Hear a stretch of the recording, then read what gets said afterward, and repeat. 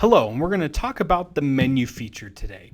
As you can see, I've already added the menu feature to my feature list, but the menu feature is essentially identical to our info feature, the 3-tier, but instead of the option to include thumbnail images in the item list view, you can specify a price for each item.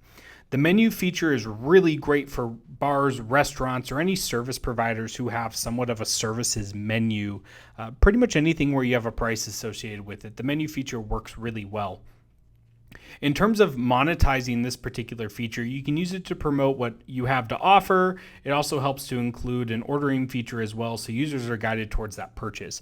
But they could be simultaneous or subsequently used differently. For example, I've had plenty of restaurants who haven't used the food ordering feature, but they've used the menu to showcase what you have. So when you click on their web-based version, it's a lot easier to know what you want. Really good examples there of how to use this one. So as you can see under the screen info, I've already entered in my feature name and chosen my feature icon. I got a little hamburger on there. And now what I'm going to do is I'm going to add a category. So I'm going to create my section title as dinner. To categorize. I'm going to call these the burgers because that is what my taco shop sells. I'm going to add these. And now what I'm going to do is I'm going to select the category and I'm going to add an item.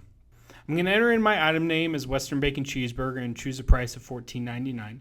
And then in my description, what I'm going to do is I'm going to talk about the food, particularly, or the service. I could use images in here. It's a WYSIWYG editor, so the sky is really the limit. I can even put a promo video in here if I choose to. But for the sake of this, I'm going to add a potato bun with, double certified Angus beef patties, cheddar cheese, tomatoes, and barbecue sauce. With that being said, I'm going to add then my feature. I'm going to save.